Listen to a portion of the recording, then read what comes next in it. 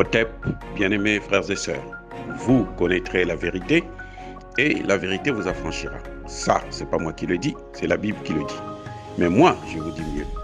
Vous connaîtrez la vérité historique, notamment celle de vos ancêtres kémites, et vous aurez une vision globale de ce que c'est que la vraie souveraineté politique. J'ajoute, vous reviendrez à la spiritualité africaine ancestrale et vous comprendrez les enjeux de l'indépendance économique. Et pour terminer, vous accepterez votre identité culturelle kémite et vous obtiendrez deux choses. La première, c'est la paix. La seconde, c'est le développement, à une condition. L'unité de toute l'Afrique noire, l'unité de tous les Noirs du monde entier.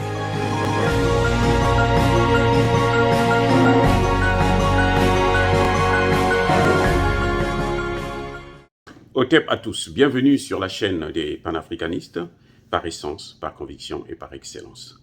Celle des citoyens kémites, par nécessité et obligation de combat.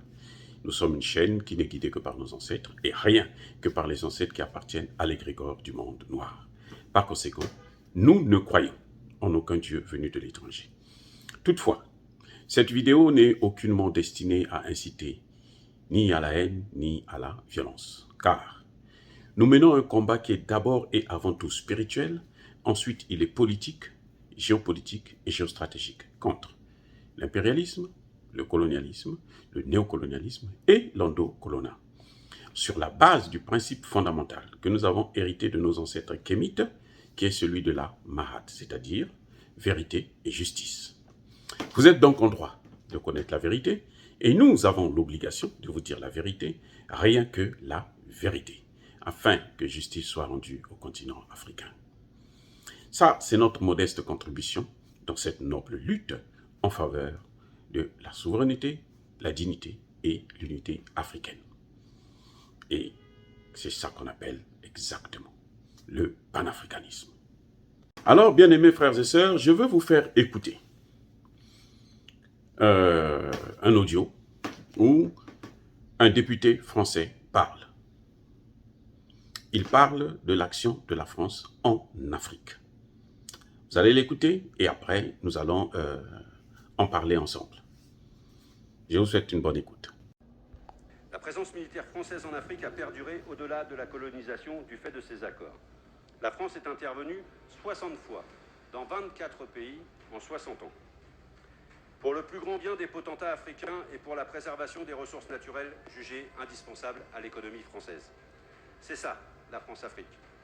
Et tout cela perdure malgré les vœux hypocrites de chaque président de la République française d'en finir avec les liens opaques qui unissent la France et les dirigeants de ses anciennes colonies. On a pu remarquer en effet de très fortes rémanences de ces principes france-africains au Tchad, où l'armée française a bombardé en février dernier une colonne de véhicules appartenant à des opposants au dictateur tchadien Idriss Déby. Ce chef d'État zélé est protégé contre toute logique par la France, qui le remercie en lui permettant de rester à son poste sans être dénoncé alors qu'il y était depuis 1990. Un pays comme le nôtre peut-il se permettre de protéger un homme qui dirige un État comme s'il était sa propriété et qui n'hésite pas à supprimer ses opposants, à pratiquer la torture, à pratiquer les enlèvements? À ce sujet, permettez-moi de vous interroger sur le rôle exact de la France dans le bombardement de Bouaké en 2004 et des événements qui s'en sont suivis, Madame la Ministre. Avons-nous affaire à une barbouzerie qui a mal tourné et qui, cette fois-ci, mêlerait le sang de nos soldats avec celui des citoyens ivoiriens? Comptez-vous ouvrir les archives pour qu'enfin éclate la vérité dans cette affaire? Toutes ces méthodes sont d'ailleurs les racines de l'image déplorable de la France sur le continent africain et la raison de notre manque de crédibilité en Afrique. Avec le passé, qui est le nôtre, c'est le principe de non-ingérence qui devrait être la ligne de conduite pour notre pays, qui, parmi d'autres, a commis les pires crimes et les pires horreurs sur le continent africain. Il lui a pillé ses habitants, ses ressources, son argent. Et cela continue depuis des décennies. Il faut que cela cesse. Je pense que ce que ce député dit, ce n'est pas des choses que vous ignorez, parce que nous, on vous l'a déjà dit. Nous l'avons exprimé ici. C'est des choses que vous n'allez jamais entendre sur France 24 et RFI. Parce que quand il parle de l'Afrique, c'est toujours la responsabilité de l'Afrique. C'est les Africains eux-mêmes qui se sont colonisés, qui se sont esclavagisés. Ce sont les Africains eux-mêmes qui s'entretuent. Ce sont les Africains eux-mêmes qui souffrent du coronavirus. Hein, c'est venu de l'Afrique et autres. Donc, on ne voit que le diable en Afrique. Or, en réalité, c'est ce que ce monsieur est en train de vous dire. Et s'il vous le dit, c'est parce que nous, on l'a déjà dit. Avant lui, nous avons dit ça. Il ajoute quelques éléments, ou bien quelques chiffres, il met des chiffres à l'appui, tels que le fait que ça fait plus de 60 ans que la France ne fait qu'intervenir en Afrique. Elle est intervenue 60 fois dans 24 pays africains. Et l'Afrique compte 54 États. Donc, elle est intervenue dans la moitié. Ou sur la moitié du continent africain. Et vous voyez, et le résultat, c'est lequel? Tous les pays où la France est passée, tous les pays qui sont sous le contrôle de la France, tous les pays qui sont sous la domination de la France, ne se développent pas. Ils n'avancent pas. Ils ne font que sombrer dans la dette, dans le sous-développement. Et la France n'arrête pas de piller les matières premières dans ces pays. Et c'est ce qu'elle a voulu faire avec le Mali. Le Mali est en train de tenter, tant soit peu, à s'en sortir. J'espère qu'elle va arriver jusqu'au bout. Elle va suivre sa logique. Parce que, malheureusement, vous avez appris plusieurs tentatives de coup d'État. Parce que ces coups d'État, c'est la France qui organise ces coups d'État en utilisant, malheureusement, encore des Maliens pour détruire la dynamique de souveraineté, la dynamique de liberté, à la fois de la presse et des populations à déterminer leur système politique et leur orientation, leurs partenaires même. Donc, vous voyez, la France aujourd'hui, elle est même en porte-à-faux avec le diable. Parce que même Satan est contre, est fâché contre la France. Vous vous rendez compte, c'est grave.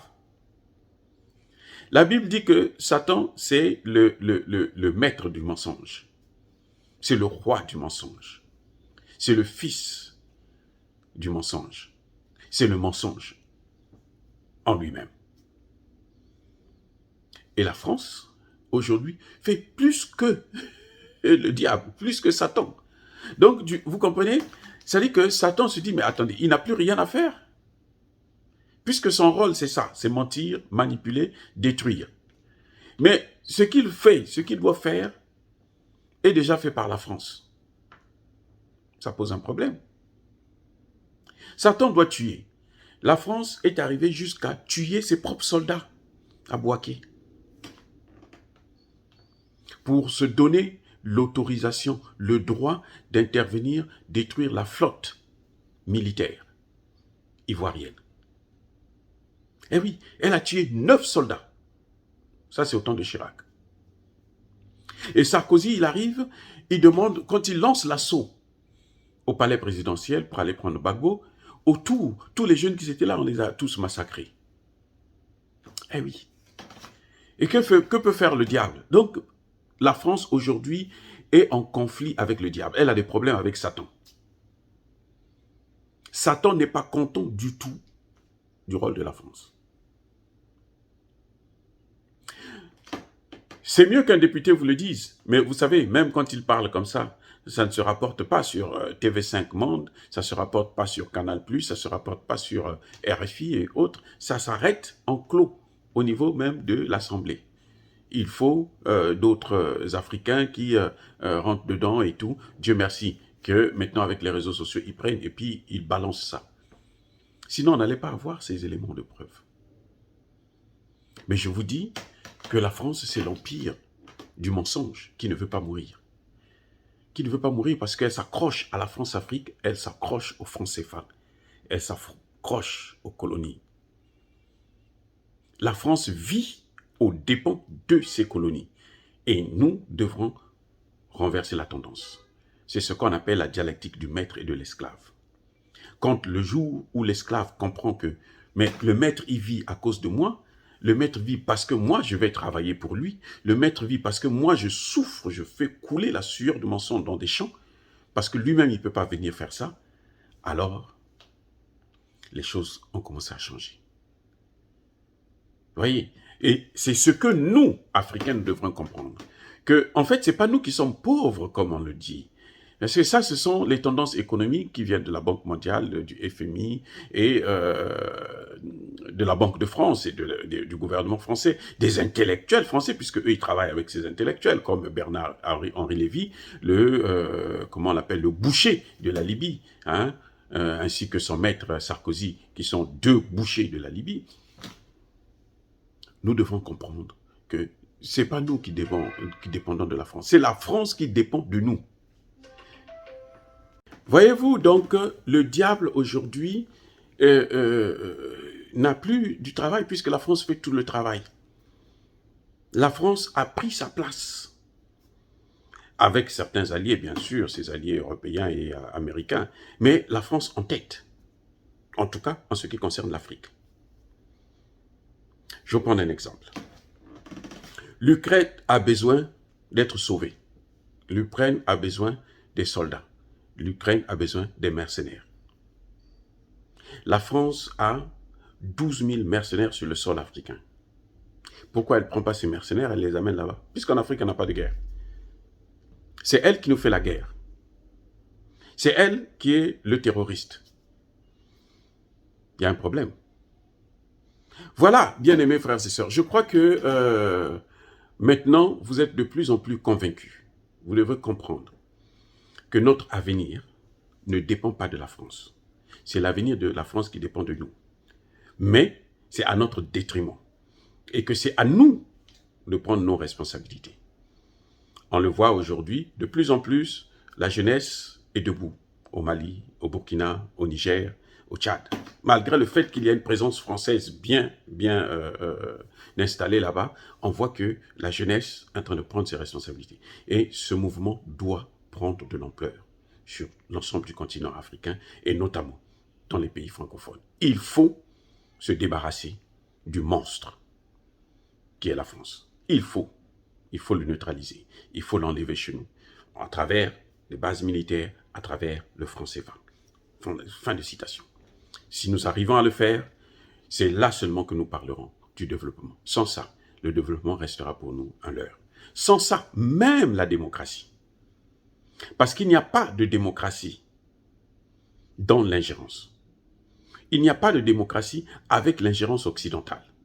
Parce que l'ingérence occidentale est faite pour détourner notre démocratie. Donc il faut se débarrasser, il faut s'éloigner de tous ces mercenaires, de telle sorte que nous puissions avoir des partenaires sûrs, qui nous respectent, avec lesquels nous pouvons avoir des rapports gagnants-gagnants, comme avec la Russie, comme en tout cas avec, dans beaucoup de cas avec la Chine, avec l'Inde, et afin que nous puissions aussi trouver notre compte et penser au développement de l'Afrique, à l'industrialisation de l'Afrique.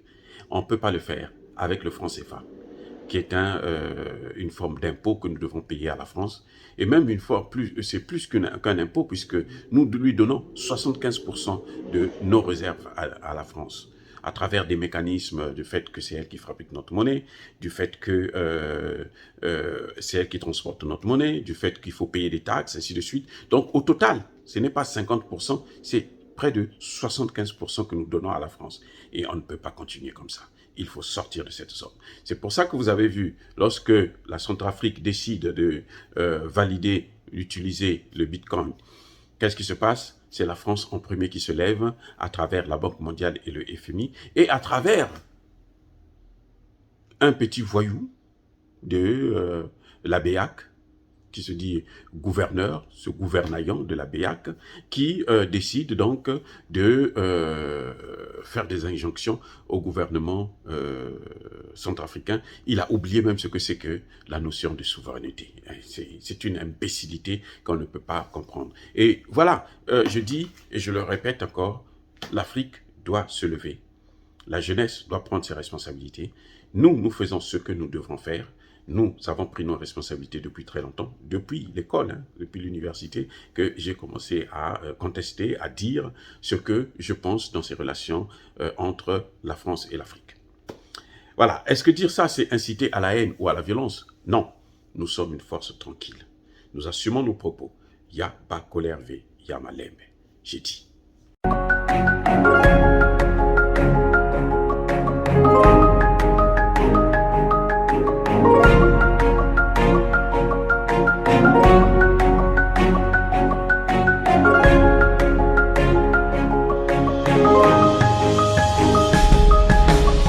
Eux, ils marchent par la foi et non par la vue.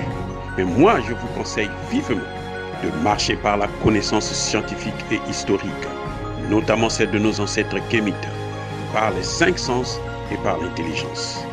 Otep, vive l'Afrique éternelle et que Dieu vous bénisse. Abou Apia.